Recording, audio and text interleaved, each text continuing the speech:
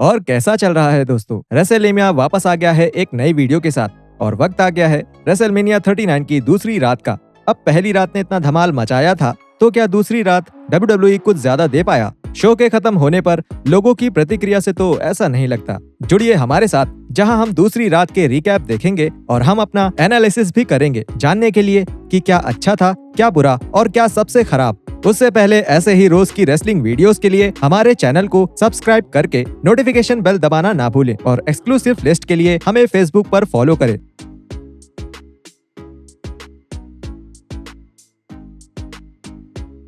पहला मैच था Brock Lesnar versus Omos. Brock Lesnar और ओमोस के बीच, जिनके साथ उनके मैनेजर MVP भी मौजूद थे। नाइजीरिया के इस बड़े खिलाड़ी ने ब्रॉक लेसनर को एक खिलौने की तरह मारा, उन पर बहुत भारी पड़े और उन्हें एक कोने में पटक दिया। लेकिन वापसी करते हुए लेसनर ने ओमोस को लगभग एक सुप्लेक्स सिटी ही दे दिया था जब उन्होंने एक मैच जिताने वाला F5 दिया। ब्रॉक लेसनर ये मैच जीत गए।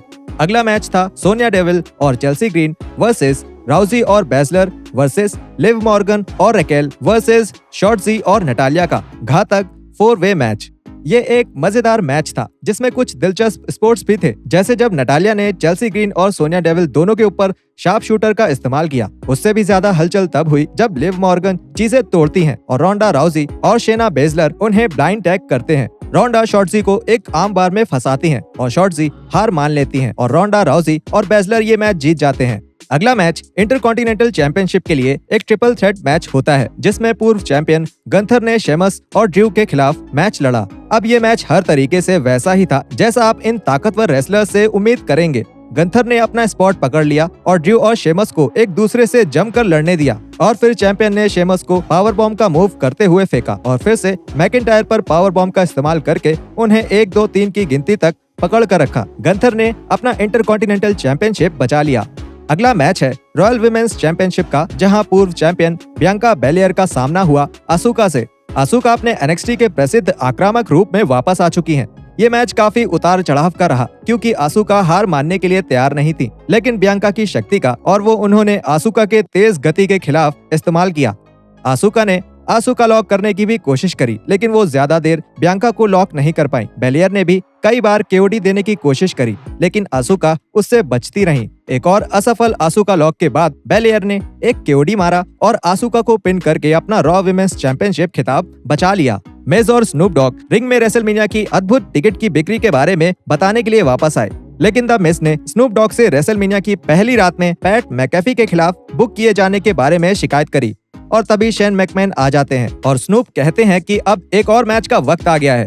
अब ये अचानक हुआ मैच ज्यादा देर नहीं चल पाया और ऐसा लगता है कि शेन मैकमैन के घुटने में चोट आ गई थी, लेकिन स्नूप डॉग उनके फैंस को द मिज की हार दिखाना चाहते थे और इसलिए उन्होंने पहले 2 बार अपने दाहिने हाथ से मारा और फिर उनके ऊपर पीपल्स एल्बो से हमला किया। इस अचानक हुए मैच को स्नूप डॉग जीत गए।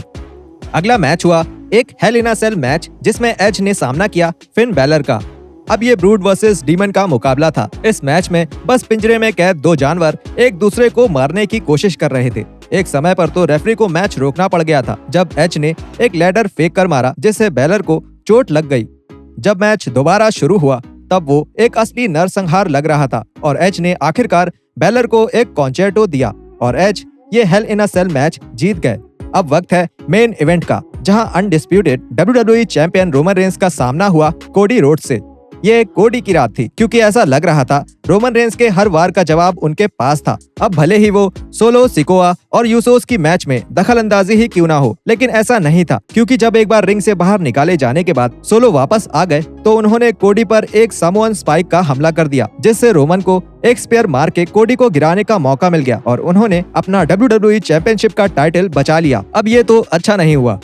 खैर ये तो आज के शो का एक रिकैप था, लेकिन शो के अच्छे, बुरे और खराब पलों का क्या? तो हमेशा की तरह हम शुरू करते हैं अच्छी चीजों से। Number 1, an exciting opener. WWE एक बार फिर अपनी शुरुआत के लिए सही चुनाव करने में सफल रहा जब उन्होंने चीजें बदलकर ब्रॉक और ओमोस का मैच पहले रखा।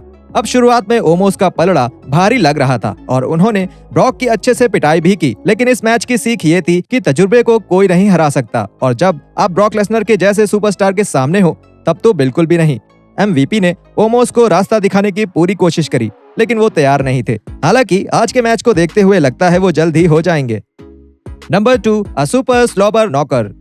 अब आप इसे बैंगर कहिए, एक पेयर 6 का झगड़ा कहिए या एक स्लॉबर नॉकर, लेकिन गंथर, मैकिंटायर और शेमस के बीच हुआ ट्रिपल थ्रेट मैच काफी जबरदस्त रहा। तीनों आदमियों ने एक दूसरे को खत्म करने की पूरी कोशिश की, लेकिन अंत में जनरल अपने नाम पर खरे उतरे और उन्होंने शेमस और ड्रू की दुश्मनी का इस्तेमाल किया और उन दोनों को आपस में लड़ने दिया। लेकिन इसका मतलब ये नहीं था कि गंथर पूरे मैच के दौरान खाली खड़े रहे। वो स्कॉटिश वॉरियर और केल्टिक वॉरियर से लड़ने में व्यस्त थे, लेकिन जीतने की कोशिश ही उन दोनों को सजा से बचाने के लिए काफी थी। ये मैच इस बात का एक अच्छा उदाहरण था कि क्यों गंथर एक महान रेसलर माने जाते हैं। वो अपने दुश्मनों को कितने अलग अलग तरीकों से हरा सकते हैं, जरूरत पड़ने पर अपने इंपीरियम के दोस्तों की मदद लेकर, लेकिन वो अपने आप भी चीजें संभाल सकते हैं अपने दिमाग और अच्छे खासे टैलेंट का इस्तेमाल करके। Number 3, Bianca and Asuka slam it out of the park. ये एक अद्भुत मैच था जिसने आसुका को अपने सबसे बेहतरीन गेम को खेलने का मौका दिया और अपने आक्रामक रूप में वापस आने की वजह से वो कहीं रुकी भी नहीं। और साथ ही बियांका बेलियर को भी मौका मिला ये दिखाने का कि उनकी सक्षमता की कोई सीमा नहीं है और वो अभी से और भी ज्यादा बेहतर बन सकती हैं। और आसुका और बियांका का रिंग में एंट्री का अंदाज भी काफी अच्छा था, लेकिन जैसा कि हम इस मैच के बारे में बुरी बातों में देखेंगे कि ये मैच पूरी तरह सफल नहीं रहा। Number 4, two caged animals. Edge और बैलर के बीच हुए मैच में फैंस ने काफी लंबे समय के बाद इस मैच का पूरा इस्तेमाल देखा। इस सेल का मकसद ही होता है दो ऐसे रेसलर्स जो एक दूसरे को बिल्कुल पसंद ना करते हो, उन्हें आमने सामने लाकर एक दूसरे से लड़ने का पूरा मौका देना, और ऐसा ही हुआ। ये मैच ऐसा लग रहा था जैसे दो खूंखार जानवर आपस में लड़ रहे हो और इससे बचने का कोई तरीका नहीं है, बजाय इसके कि उनमें से कोई एक हिलना डुलना बंद कर दे। ये मैच भयंकर था, खैर उतना भयंकर जितना एक नो ब्लड पॉलिसी के साथ हो सकता है, और ऐसा लग रहा था जैसे दोनों में से कोई भी ये मैच जीत सकता है। ये मैच एज और बैलर के झगड़े का बिल्कुल सही अंत था और इसने ये याद दिला दिया कि हेल इन अ सेल मैच कितना अद्भुत हो सकता है। नंबर 5, अ मेगा मेन इवेंट। हालांकि ऐसे कई फैंस हैं जो कोडी रोड्स के रोमन रेंस से हार जाने की वजह से खुश नहीं हैं, लेकिन वो मैच अपने आप में अद्भुत था और रेसलमेनिया के मेन इवेंट के तौर पर खरा उतरा। दोनों ही सुपरस्टार्स ने अद्भुत मूव्स दिखाए, कुछ ऐसे भी जो आपको रोमन रेंस के मैचेस में अक्सर देखने को नहीं मिलता।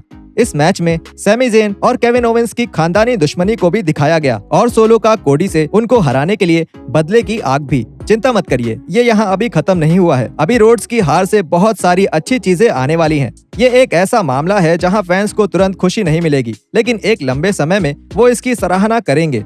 अब ये तो थी अच्छी बातें, अब करते हैं बुरी बातों के बारे में चर्चा। नंबर 1, अ फेल्ड फैटल 4-वे मैच। आज का वुमेन्स शोकेस मैच अच्छा तो था, लेकिन कल रात के मेंस मैच जैसा बिल्कुल नहीं। क्या आप बस यही दिखाना चाह रहे थे कि मेंस डिवीजन में कितनी बेहतरीन टीम्स हैं? विमेंस मैच में बहुत सी कमियां देखने को मिली। विमेंस टैग डिवीजन में गुणवत्ता की कमी थी और डिवीजन को बुक करने में ज्यादा मेहनत भी नहीं दिख रही थी। और रोंडा राउजी और शेना बेजली को रिंग में अपने काम की कितनी कम चिंता है। राउजी और बेजली ने इन मैचेस को पहले से भी ज्यादा गिरा दिया, जिसमें वो अधिकतर मैच के लिए बाहर ही नजर आई और अचानक जीतने के लिए उठी, जो ऐसा लग रहा था कि बस मजबूरी में कर रहे हो। इस मैच की सबसे निराशाजनक बात ये रही कि बाकी की टीम्स ने मेहनत की, जैसे लिव मॉर्गन और रकेल ने एक टीम के रूप में बेहतर काम किया। Number 2, doing Asuka dirty. Asuka और बियांका के बीच एक अद्भुत मैच रहा, लेकिन क्या EST को जीतने की जरूरत थी? आसुका अब 0-4 बल्कि 0-5 पर है, अगर आप उन्हें एक बैटल में गिनते हैं तो। एक आक्रामक योद्धा के रूप में वापस आने के बाद से आसुका एक अद्भुत प्रदर्शन कर रही हैं, जैसा कि उनके एलिमिनेशन चैम्बर में देखा गया, जहां उन्होंने 5 ओपोनेंट्स पर जीत पाई। WWE ने आसुका को फिर से बियांका का सबसे बेहतर ओपोनेंट बताया, जबकि ये वो है जिसने साशा बैंक्स, बेली, बेकी लिंच, रिया रिप्ली और एलेक्सा ब्लिस जैसे स्टार्स के सामने अपना टाइटल बचाया और पूरे 1 साल तक चैंपियन बनी रही। अगर WWE की एक रीमैच में आसुका को ये टाइटल जिताने की कोई योजना नहीं है या फिर उनका कोई बड़ा ओपोनेंट सामने नहीं है, तो ये एक बुरा फैसला ही माना जाएगा। Number 3, what open challenge. Bobby Lashley के ओपन चैलेंज का क्या हुआ? फैंस उम्मीद कर रहे थे कि 2 बार WWE के चैंपियन रह चुके बॉबी को रेसलमेनिया में एक मैच मिलेगा, लेकिन वो बहुत बुरी तरह से निराश हुए जब दी ऑलमाइटी केवल उन्हें अपनी Andre the giant memorial battle royal trophy दिखाने के लिए ही आए। बॉबी के असली ओपोनेंट ब्रे वाइट का रेसलिंग ना कर पाना इस बात की कोई वजह नहीं बन सकता। Number 4, so many ads. WrestleMania दोनों ही रातों में काफी रोमांचक रहा, लेकिन क्या इतने सारे एडवर्टाइजमेंट दिखाना जरूरी था? ये पहले से ही काफी बुरा है कि इस बार वो काफी अजीब स्पॉन्सरशिप्स के साथ जुड़े हुए हैं, जैसे कि Mountain Dew pitch black match और रे और डोमिनिक के मैच के दौरान रिंग साइड पर सिनेमॉन क्रंच टोस्ट के सिनेमोजीज दिखाना, और इसके ऊपर से फैंस को इतने सारे हाइप वीडियोस के साथ ही इतने एड्स भी देखने पड़ रहे हैं। Number 5 hours of filler. जब रेसलमेनिया दोनों ही रातों में 4 घंटे से भी ज्यादा देर तक चला है तो ट्रिपल एच ने इतने कम मैचेस रखने का फैसला क्यों लिया? ये इस वजह से तो नहीं था कि WWE ने सारे मैच को पूरा समय दिया हो। एक वजह ये थी कि वो शो के विज्ञापन से भर सके और दूसरी वजह ये थी कि वो देखने वालों से 1 घंटा और लेना चाह रहे थे ताकि पीकॉक टीवी खुश हो जाए। अब आप ये जानते हैं कि जब WWE दूसरी रात में पहली रात की रिकैप वीडियोस चला रहा है, इसका मतलब चीजें बुरी हैं। WWE के पास इतने अच्छे रेसलर्स भी हैं कि वो आराम से हर शो में 2 और मैच करा सकते थे, बजाय इसके कि वो द मिज का एक अचानक शुरू हुआ मैच दिखाएं। The worst mania decision ever. एक और चीज जो हम समझ नहीं पाए हैं वो ये है कि रेंस ने अपना टाइटल बचाया क्यों और यहाँ असल में इसका अंत क्या होने वाला है। अब आप रेसलमेनिया 40 में द रॉक का इंतजार तो नहीं करेंगे ये लेने के लिए, वो भी अगर रॉक आए तो। आप सेथ रॉलिंस का इंतजार नहीं करेंगे, ब्रॉक लेसनर का भी नहीं, ड्रू मैकिंटायर का भी नहीं और रैंडी ऑर्टन का तो बिल्कुल इंतजार नहीं करेंगे। तो आखिर बचा कौन? गंथर या शायद सोलो सिकोआ, और वो भी एक आधे साल में। यहाँ मजेदार बात यह है कि रेसलमेनिया के बाद ये पहली बार है जब मैं कुछ फील नहीं कर रहा। इस बेल्ट को अगले 12 PLEs के लिए इसी कैद में रखा जाने वाला है। हाँ, कुछ लोग बोल सकते हैं कि कोडी इस बेल्ट को समर स्लैम में जीत सकते हैं, लेकिन ये वो रात थी जब कोडी इसे पूरे शोरगुल और सम्मान के साथ ले सकते थे। हेल इन अ सेल पेपर व्यू और रॉयल रंबल के मैच से गुजरने के बाद कोडी ने WWE के फैंस को ये साबित कर दिया था कि वो स्टारडस्ट की तरह अब कोई मजाक नहीं है और ये कोडी के लिए सही समय था। और जाहिर है ट्विटर पर भी कई फैंस इस बात से सहमत थे, क्योंकि रेसलमेनिया 39 तो ट्विटर पर ट्रेंडिंग था ही, पर साथ ही में घटिया, बोरिंग और रोड्स जैसे शब्द भी ट्रेंड कर रहे थे और ये पूरी रात का ब्यौरा दे देता है ना? अब ये ऐसे ही कुछ टिप्पणियां हैं जो ट्विटर पर हैं। इस ट्वीट को देखिए। दुखद, ये WWE का अंत समय नजदीक लाने वाला पल है। पूरा माहौल रॉक होगन की तरह उत्साहित था और उन्होंने वो खराब कर दिया। और बियांका और रोमन, 2 ऐसे चैंपियंस जिन्हें लोग हारते हुए देखना चाहते थे और वो जीत गए। पहली रात इससे बेहतर थी। एक और फैन ने कहा, ये मौके का फायदा ना उठाने का नतीजा है। एक और फैन ने यहाँ तक बोल दिया कि इन फैसलों को देखकर क्रिएटिव में विंस की वापसी पक्की लग रही है। रोंडा और शेना जीत गए, कोई एले की रात नहीं। डीमन हार गया, रोमन जीत गए, विंस वापस आ चुके हैं। बदकिस्मती से ये इससे ज्यादा गलत नहीं हो सकते, क्योंकि ऐसा कोई प्रमाण नहीं मिला है जो ये बताए कि विंस इस बार रेसलमेनिया में बुकिंग कर रहे थे। और फिर भी ये रेसलमेनिया के सबसे खराब फैसलों में से एक है और इससे सब लोग एकदम शांत पड़ गए। द डाउनराइट अगली। पिछली रात का शो निराशाजनक रहा। पहली रात ने हर मैच में रोमांच पैदा किया, कुछ मैचेस में शायद ज्यादा ही। एक खराब रेसलमेनिया शो करना मुश्किल है और ये इतना बुरा था भी नहीं, लेकिन अच्छा भी नहीं था। इतने सारे एड्स और फिल्म मेकिंग के साथ ये रॉ के एक 5 घंटे का एपिसोड लग रहा था और जाहिर है कि कई फैंस मेन इवेंट के अंत से खुश भी नहीं थे। आप लोग रेसलमेनिया 39 के बारे में क्या सोचते हैं?